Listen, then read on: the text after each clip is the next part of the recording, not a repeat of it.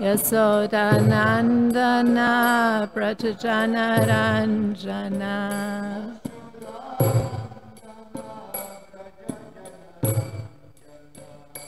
Yasodanandana Pratajanaranjana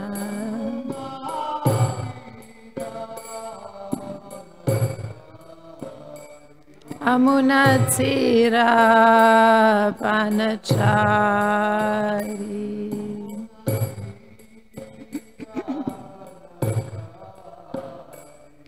Amunatsira Panachari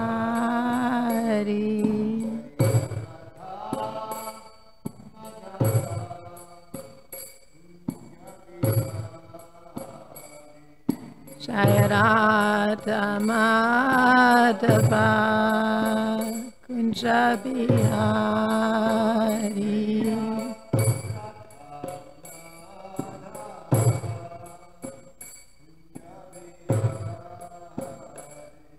Jayarada Madhava Kunjabihari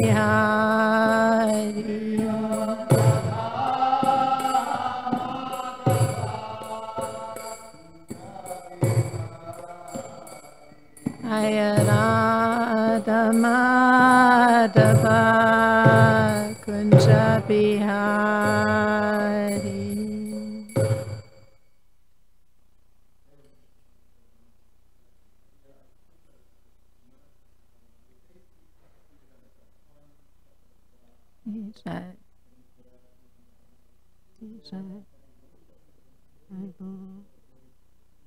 Hare Krishna. Hare Krishna, Hare Krishna.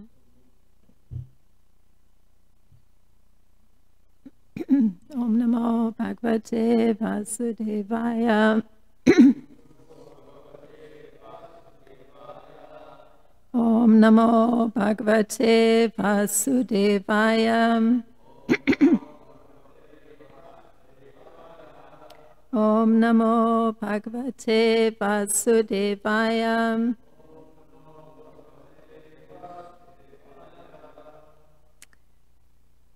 So this morning, it's the chapter's entitled The Dynasty of Puru, and that is Canto 9, Chapter 20, and the text for today is 18 through 20, and 20 is the text that has a purport, a very small purport, so we'll see. So I'm going to chant text 18 and 19, and do the translation, and then we'll come to text 20.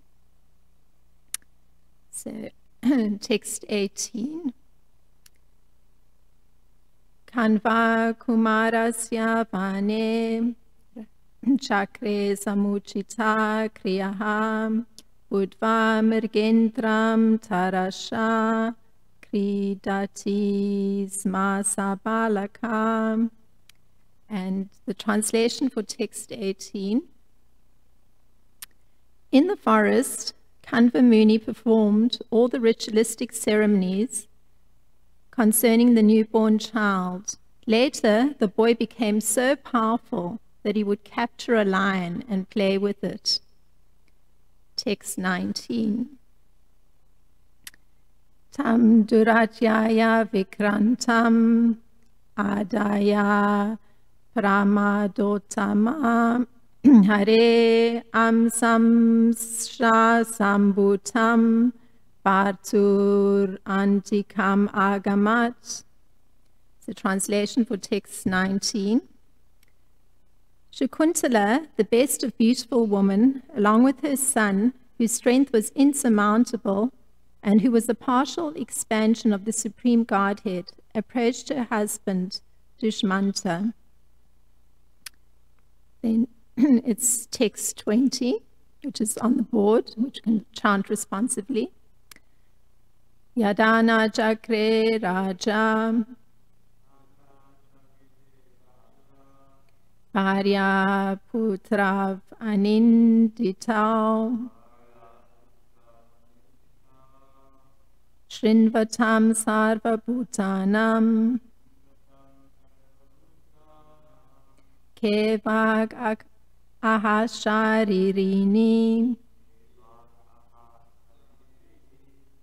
Yadana chakre rajam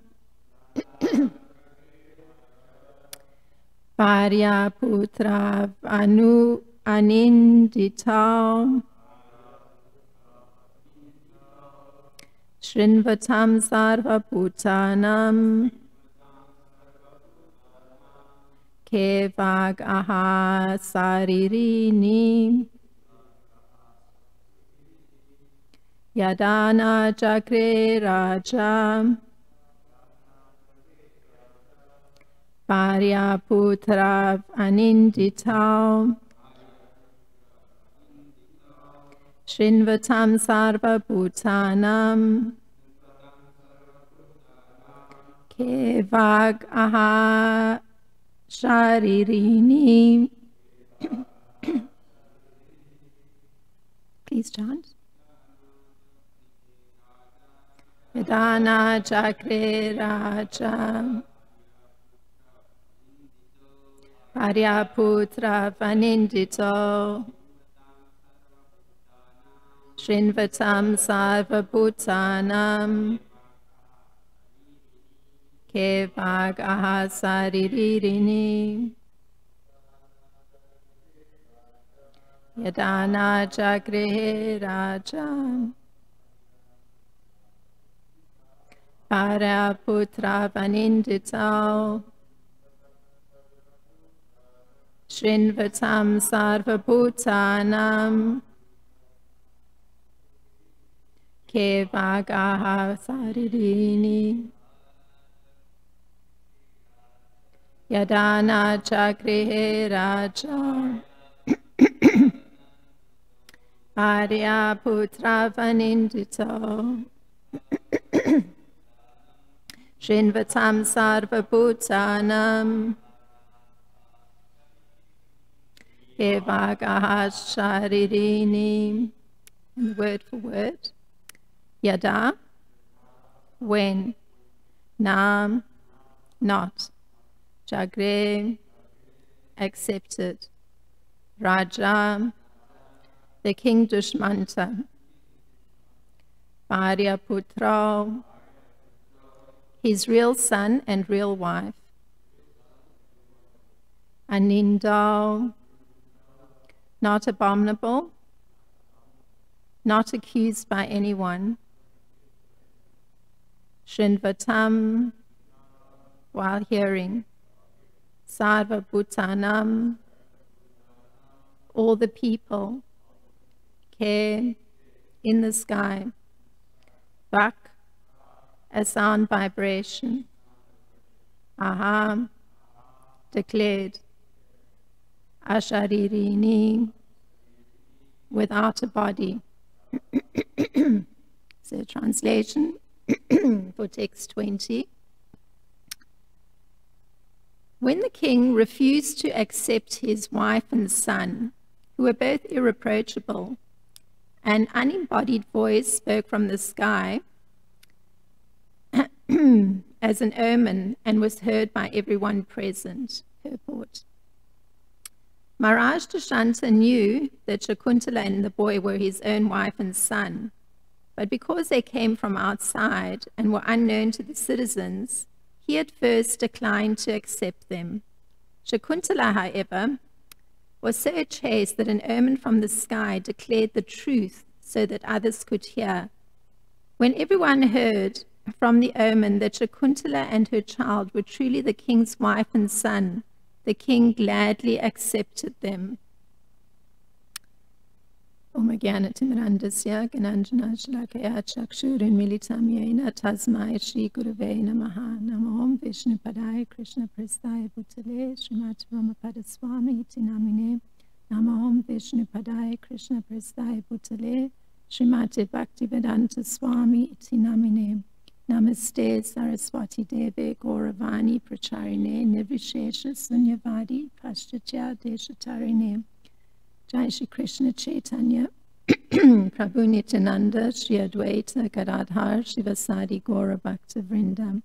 Hare Krishna Krishna Krishna Hare Hare Hare Rama, Rama Rama, Hare Hare. Vanchakalpat, Rubias Chakri, Pasandubhya Vachat, Patitanam, Pavanebhyo, Vaishnebhyo, Namo Namaha.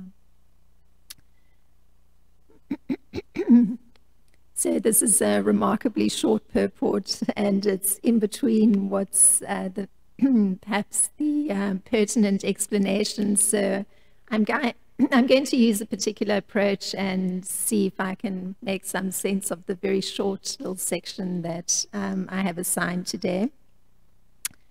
The main point that came across here was King Dushmanta. He refused to accept his wife and son, who were both irreproachable, that's what's written, even though King Dushmanta knew that Shakuntala and the boy were his wife and son. Now, there's an interesting statement that came to mind. It's a statement from Lord Krishna. And he says, every endeavor is covered by some fault, just as fire is covered by smoke. Therefore, one should not give up his work, born of his nature, O son of Kunti, even if such work is full of fault.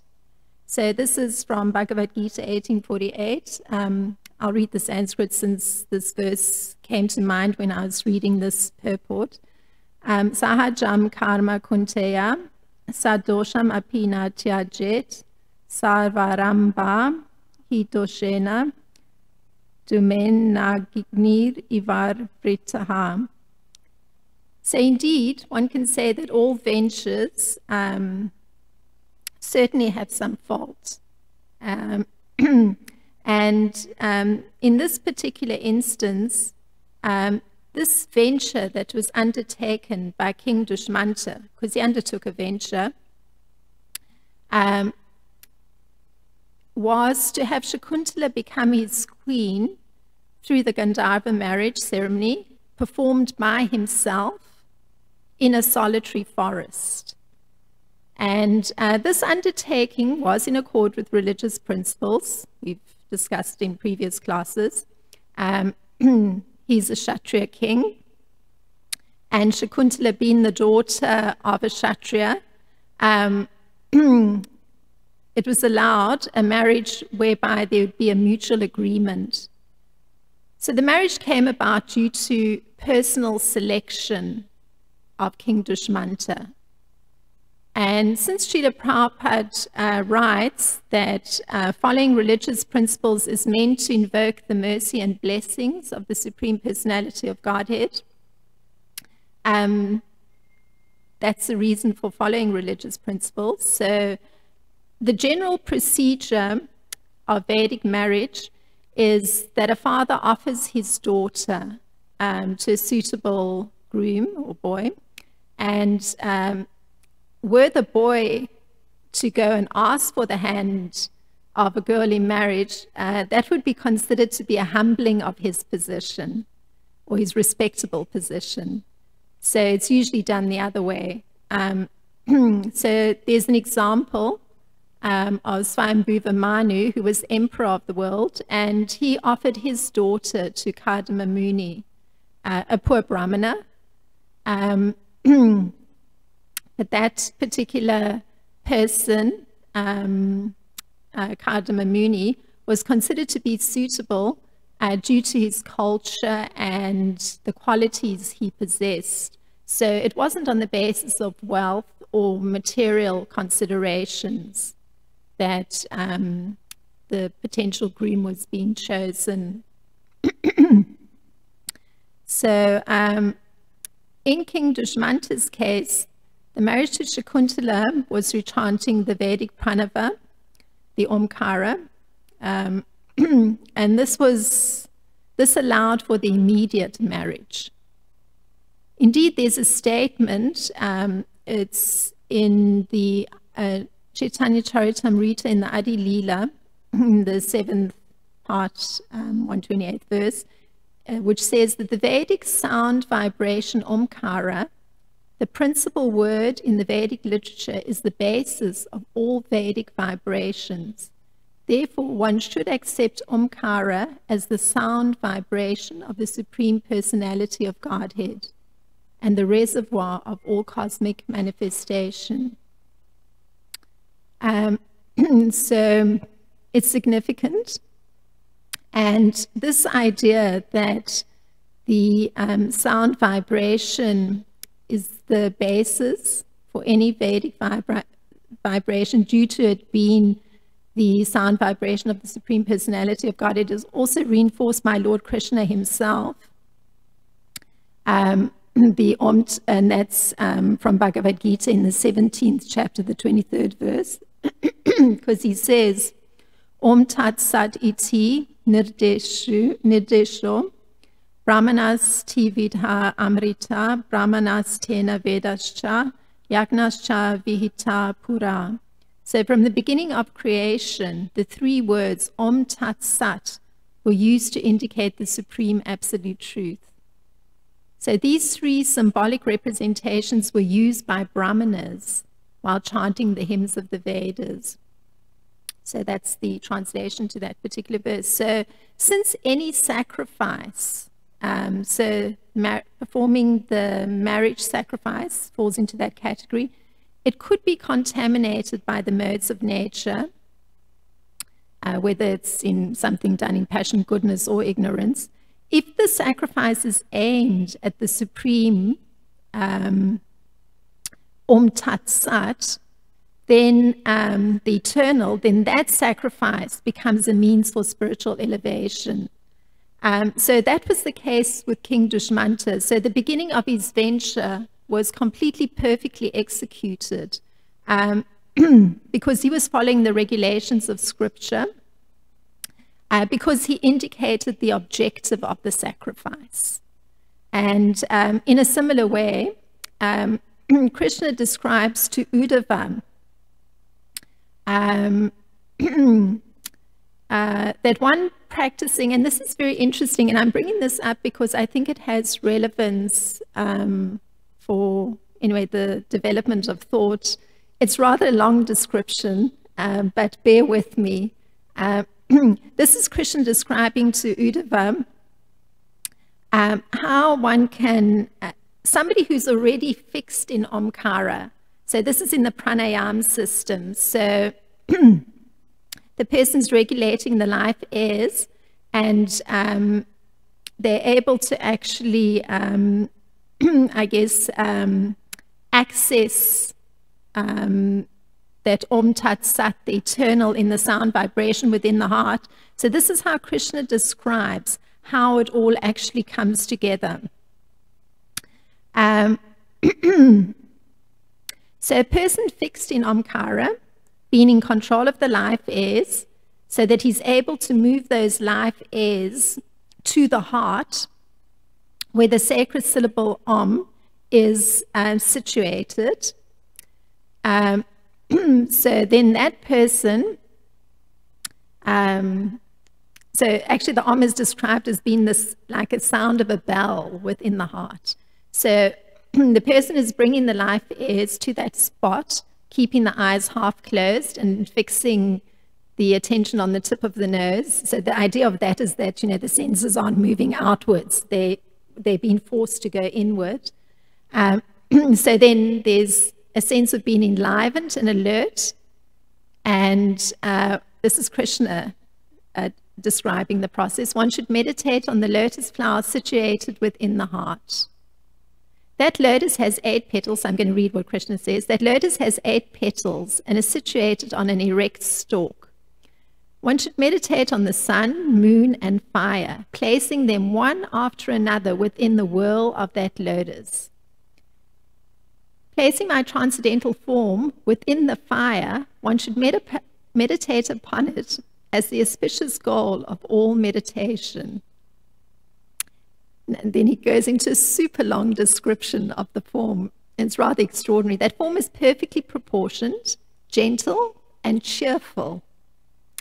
It possesses 4 beautiful long arms, a charming, beautiful neck, a handsome forehead, a pure smile, and glowing shark-shaped earrings suspended from 2 identical ears. That spiritual form is the color of a dark rain cloud and is garbed in golden yellowed silk. The chest of that form is the abode of Srivatsa and the goddess of fortune, and that form is also decorated with disc club lotus flower and garland of forest flowers. The 2 brilliant lotus feet are decorated with ankle bells and bracelets, and that form exhibits the Kaustuba gem along with an effulgent crown. The upper hips are beautified by a golden belt, and the arms are decorated with valuable bracelets. All of the limbs of that beautiful form capture the heart, and the face is beautified by merciful glancing. Pulling the senses back from the sense objects, one should be grave and self-controlled, and should use the intelligence to strongly fix the mind upon all the limbs of my transcendental body. Thus one should meditate upon that most delicate transcendental form of mine. So this is the practice for truly making and having the proper understanding of if somebody is focused on the Omkara. They actually need to meditate on the lotus within the heart and the delicate transcendental form of the Supreme Personality of Godhead within that lotus within the heart. Now, the fault in the endeavor did not lie in, or you could say apparent fault, did not lie in the personal selection of Shakuntala by Maharaj Dushanta, nor in his execution of the marriage sacrifice, which included the completion of the sacrifice, which was actually placing the relevant substance that allowed for procreation in Queen Shakuntala, and in the morning he returned to his palace. So the fault in the undertaking lay in his having to refuse to accept his wife and son. And when his wife approached him, so some time had passed, we heard that the boy actually had developed quite a bit of strength in the fact that he had the ability to play with the lion. Now, I found this really extremely interesting because in the city where I'm from, just maybe 30 minutes out of the city, there's quite a lot of lions. It's quite wild, and if one gets an opportunity to go to the particular area where the lions reside, sometimes the cubs are removed from the lioness and they're sort of looked after a little bit extra, and so you may have a warden taking care of 1 or 2 lion cubs. And then if one actually approaches a lion cub, it's not a small matter. Even a baby lion, the paws are literally like a foot wide in circumference. So the body is small, but the paws are, like a foot wide and extremely powerful looking. You can see the claws. And one time on visiting, the invitation is extended if you want to pet the cub. Anyway, I refuse because it's clear that, it's known amongst locals that, you don't approach a lion. It's definitely not done. But anyway, inevitably, some of these wardens do actually get attacked at some point. So it's rather dangerous, even a cub, never mind a full-grown lion. If you do see a full-grown lion, and this is from the vantage point of sitting in a car, I remember once attempting to make a connection with a huge lion, and you actually see that the creature's wild. It's not actually possible to fully connect. You can see that the creature is considering how it's actually going to get its food stuff. And even in a car, one feels, oh, one can't leave any space. The window has to be up. So a lion is not a light matter. So this young boy had developed such strength that he could actually approach a lion and control it, which is very extraordinary. I mean, truly, it's extraordinary, just having been exposed to lions. So in this particular venture of King Dushmanta, he was, going back to the point of the fault in the endeavor, he was indeed performing his work. And it was born of his nature. So particularly, he was showing leadership and power and heroism and determination and generosity. And so how this is the case, because this is the nature of a Kshatriya king. In Srila Vishwanath Chakravarti Thakur's examining this particular verse that lists, which is 1843, that lists the qualities of a Kshatriya, he says that he uses the term, the ability to control others. So, you know, the Ishvara Bhav.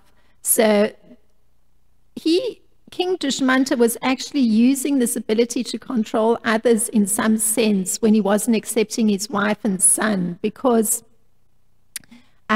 he had the understanding of what would be the outcome amongst those that he was ruling, and that would be that there would be gossip and from the citizens. Thus, he was controlling his citizens by not giving them a reason to be critical.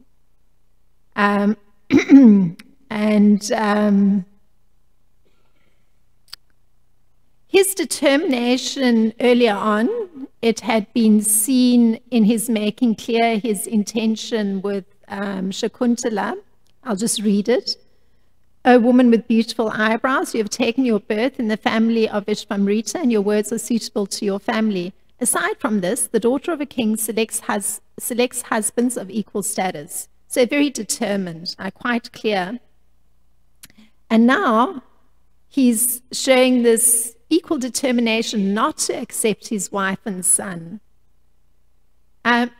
So it appears that there's fault in the endeavor, but he's acting with the leadership capacity for the protection of his citizens. And because he acted in that way, it's allowed, usually a voice from the sky means the demigods are saying something, they're intervening. So they're coming to the defense of Shakuntala just by virtue of the position, his leadership position, the position he took. And so the voice says, and we'll come to it in a little while exactly what is said, but what's at least stated in this verse that I have today is that the voice notifies the citizens that the boy and the woman are truly the king's wife and son. And here another quality comes to the fore. He showed an expertise in accomplishing the task he had to accomplish, because it's a delicate situation.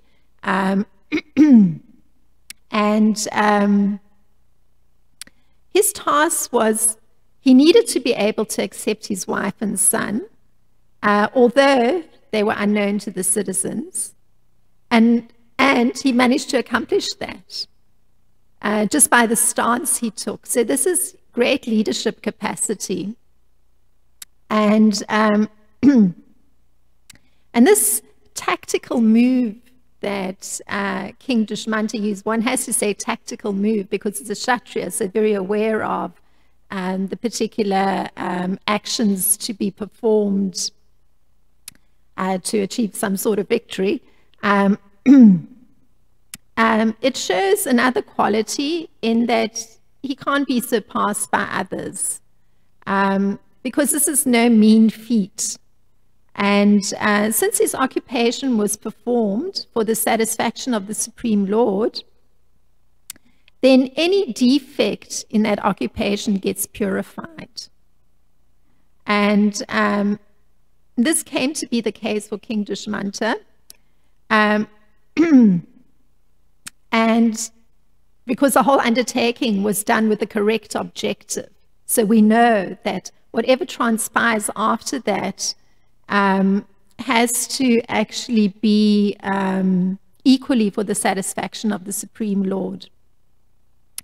And this supposed defect or this fault that he had to actually take this position actually became purified just by virtue of the fact that he'd had the right objective to start off with. So naturally his task was made easier by the fact that his wife hadn't violated the marriage. For she had practiced sexual abstinence, which is the chastity, and so she had that virtuous quality of being chaste. So Srila Prabhupada writes that when the results of work are purified, when they're connected with devotional service, then there's a particular result that happens, and that result is that one becomes perfect in seeing the self within, and so that's what self-realization is. So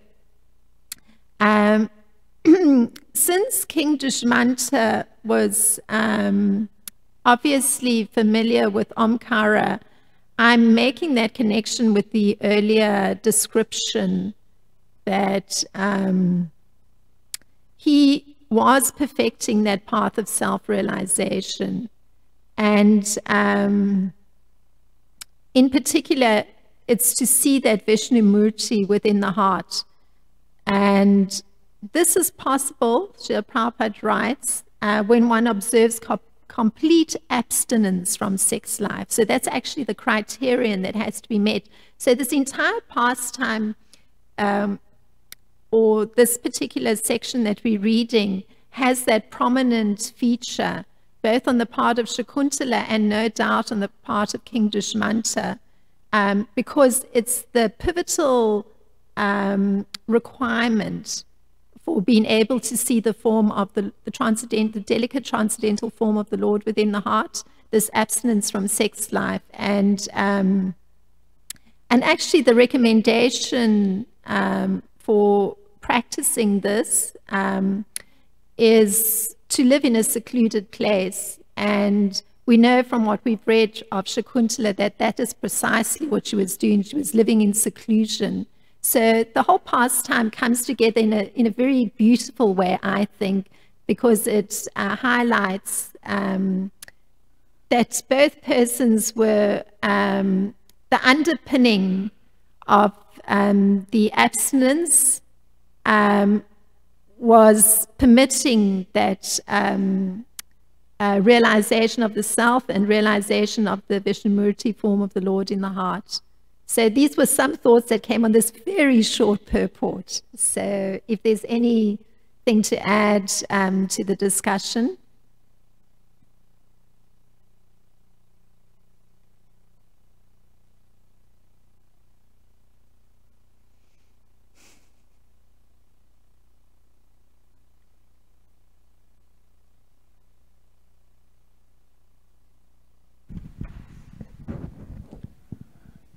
Maybe you can explain a little more that last point, that externally appears that a lot of the impetus of King Dushmanta was the attraction that he had for Shakuntala's beauty, and then he was not willing even to wait for the sage, as she initially said, well, you know, just wait for my father. He will say yes. He will agree with the marriage proposal. But it appears that he was, why wait, type of thing. So it appears as the desire to unite with Shakuntala was very strong, but because he understood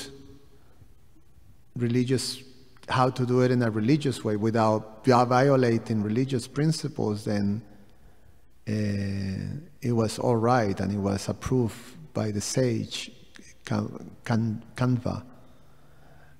So it seems clear to me that Shakuntala she remains very abstinent. How you say? She was very chaste and in a secluded place, in the ashram of Kanva Muni. The king it's not very clear how, although perfectly situated in religious principles, still the act of engaging in sex within religious principles is still to be, highlighted in his profile like that. I don't know if... Okay, I guess what you're interested in examining is to which extent was his desire to fulfill his particular desires because of being greatly attracted to the beauty of Shakuntala, how that actually sort of indicates that he may have been following this particular point of abstinence, because I was pointing to that.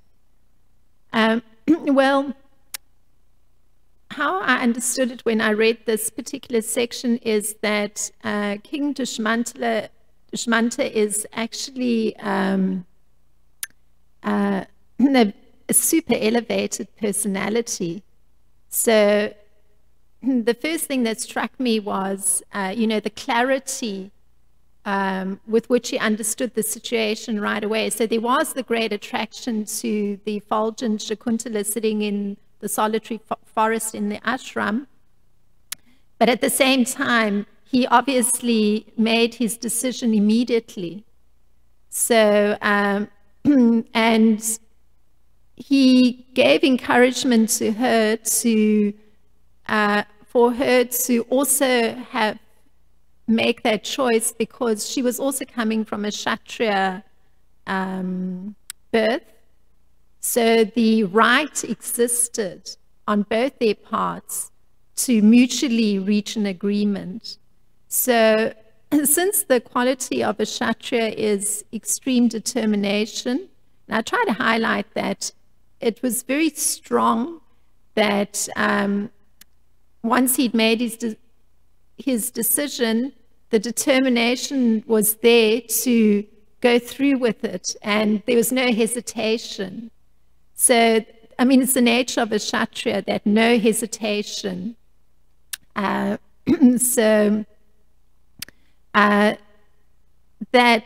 there were lusty desires was mentioned in one of the verses, but it's an elevated personality who's acting according to religious principles. So he proceeded with the correct procedure of sacrifice that needed to be performed.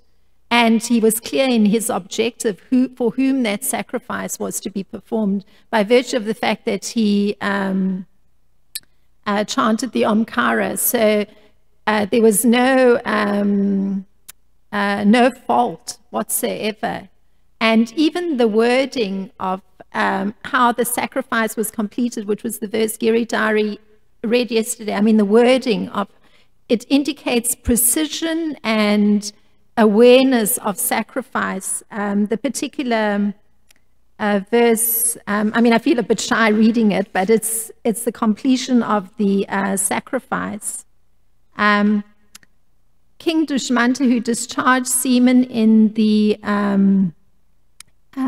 oh, sorry, that was the next verse. Hold on. Oh, yes. He placed his semen at night in the womb of his queen Shakuntala, and in the morning he returned to his palace. So it's very much a focus on completion of a sacrifice. So there's it's in accord with that definition that was given for the Gandharva marriage, that the purpose is to beget a child. So the ceremony is performed and the proper thing is done to complete the sacrifice to allow for the child to be placed within the womb of Shakuntala. So I truly understand it that there's recognition of the lustful desire, but the actions are performed on the correct plane of religiosity. So it's very precise and perfectly executed, and with full determination and clarity, and having the objective in mind that this is for the pleasure of the Supreme Personality of Godhead. So it's very perfect. So I truly understood it that way. It's a very perfectly executed sacrifice. And indeed, we see that the result is this most beautiful boy, the son, who is in a situation where he's receiving all the necessary purificatory processes by Kanva Muni. So everything's perfect and perfectly in line with religious principles. And he's obviously developing as a young prince in the correct way, in terms of getting an opportunity to develop his strength, because those wild forest animals are right there. And that's usually what is done in terms of princes in the Kshatriya line. There's that concession for hunting. He's not hunting, he's actually manually wrestling with those animals. So yeah, everything's very perfect. And to me, it just points out King Dushmanta's long-term vision, which is only possible because he's doing it for the pleasure of the Supreme Personality of Godhead. Just saying one thing, just appreciating one sense. I find myself trying to understand King Dushmanta's process and realizing, as I hear in you, that's quite a mistake. We always told, we have the tendency to try to understand things from the reality of our experience, and that's a great mistake, because these are Bhagavatam personalities. They're not ordinary, so their process is very far from a Kali Yuga fellow. Mm-hmm. So no doubt that better not to try to get too much in understanding or try to understand their processes. Just take it as it is. The result is, as you said, it was a perfect result. The child that was birthed of that union, I think is mentioned there, is a expansion of the personality of Godhead, which is, okay, there you go. So, yeah. Yeah, all the proof is there that it was a perfect sacrifice, that marriage ceremony, and that the undertaking was perfect, although there appeared to be that little fault when it came to the moment of acceptance of the child and the wife at a later point in time.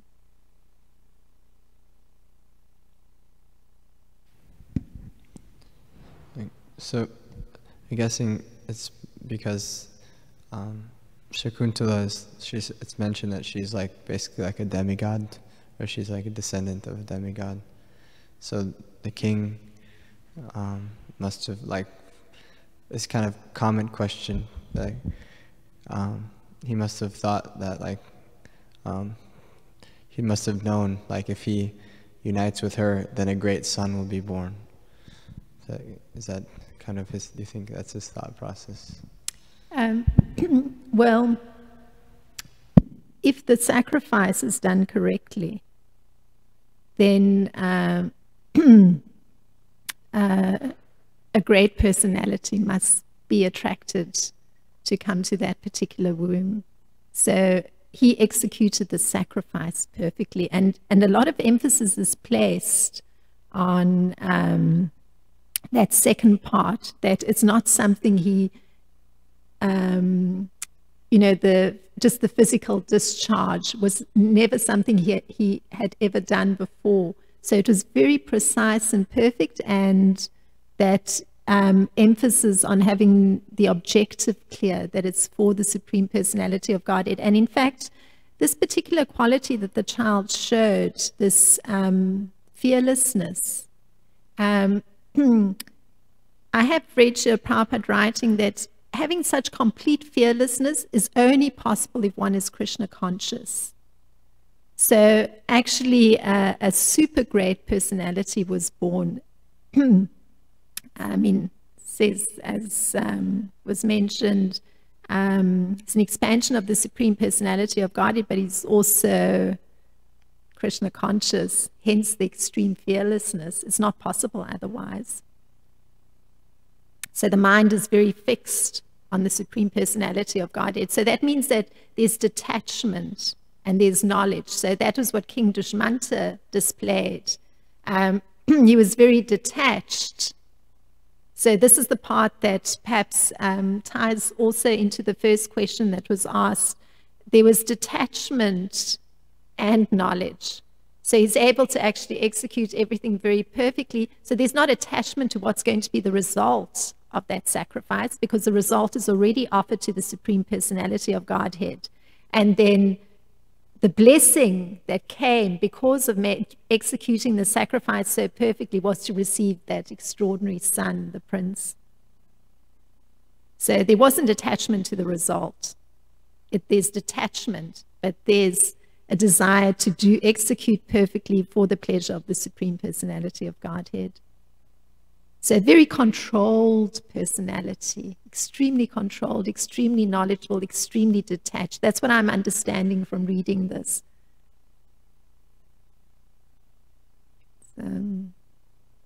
So he may not have known that it would be a son or the particular quality of a son, but by virtue of his knowledge and proper execution of the sacrifice, it was made possible. So that he would know that it would invoke the blessings of the Supreme Personality of Godhead. Yeah, it's hard to imagine such an extremely elevated personality, so clear, so pure, really. Yeah.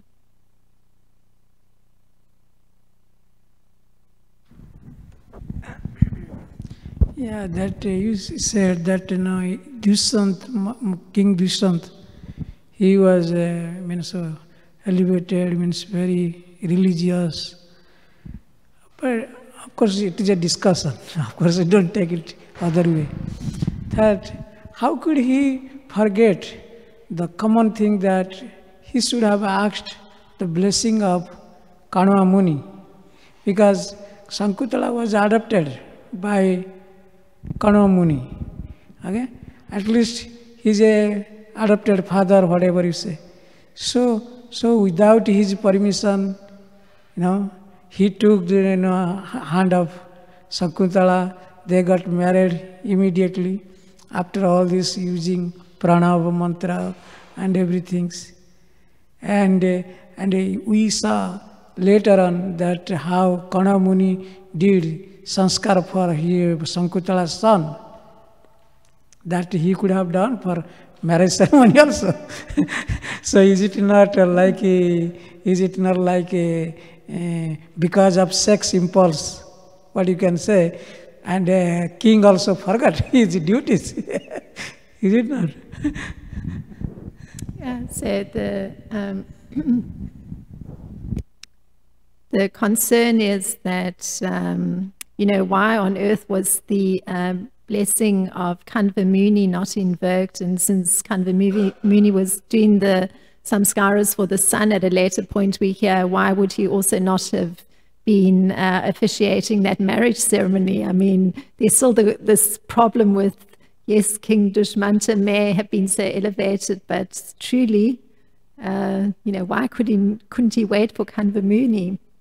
Well, I think it's that it's the particular nature that dictated the course it took. So, since the normal Vedic marriage is anyway for the sage to be giving his daughter in charity, so if it had been Kanva Muni's intention to have his daughter be married in that way, then he would have to be offering his daughter to King Dushmanta.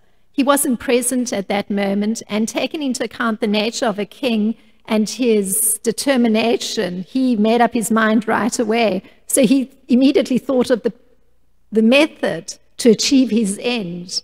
And because he's a religious king, the method used was, the proper sacrifice.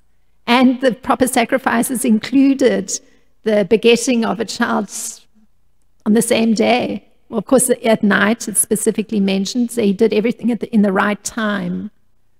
So it's the nature of a religious king and a very powerful personality and a very powerful Kshatriya. So there's no fault. It's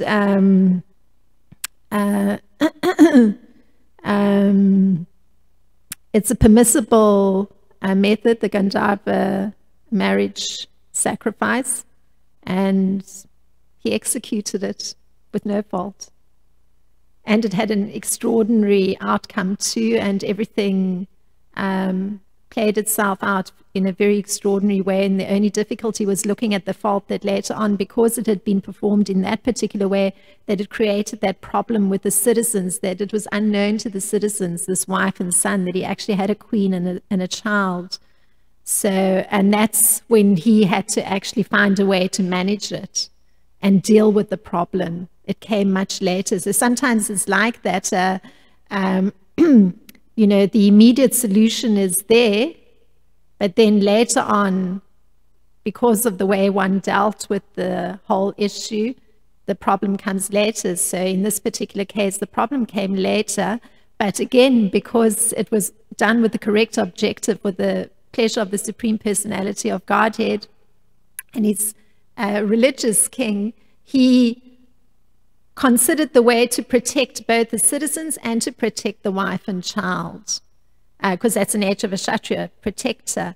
So his means of protection was to reject the wife and son, and therefore the citizens are protected, and it caused obviously some pain to his wife and son, but because of the elevated nature of both personalities, and particularly that principle of sexual abstinence had been followed, it allowed for it to be declared, no doubt by a demigod, very pleased with both personalities, that no, indeed, this is the wife and son of the king. So that put the citizens at rest, and it allowed for the king to, and it says, gladly accept his wife and son. But he had to deal with that issue when it came. So again, his great leadership capacity and his great determination and heroism too, that even in that very uncomfortable situation, he found a means to manage things. So it's rather extraordinary, actually, the whole pastime. Thank you. Again, if you take the case of Lord Shiva and Mohini Murti, Lord Shiva and Mohini Murti, what happened? Lord Shiva was thinking that I have controlled my senses, I have everything, But that episode proves that even he got defeated in front of Lord Krishna, he became Mohini Murti, and then he realized, the Lord Shiva realized, sex is so very, very, very strong thing to avoid, And that's what I was thinking, that in this case also, Dushyanta, although he was a very religious person, and he forgot his duty because of, lack of devotional service to Krishna, our Lord. Because only Prabhupada says only that only you can control your sex impulse, everything, by the devotional service. Unless you have that, you cannot. Even in Lord Shiva failed, God failed. So that is what I want to say, but I don't know. But King Dushmanta didn't fall at all, and neither was Shakuntala falling in this particular case. King Dushmanta acknowledged his lustful desire, and he then executed a sacrifice that elevated. And so that sacrifice, that performance of that marriage ceremony right on the spot, and the particular method he used, allowed for that, you could say, fulfillment of that lustful desire, but it's performed as a sacrifice. It's very precise, exact, perfectly executed with the correct consciousness. So there's completely no fault with King Dushmanta. And Shakuntala too, she behaved perfectly properly too, because it was pointed out to her that she could actually choose.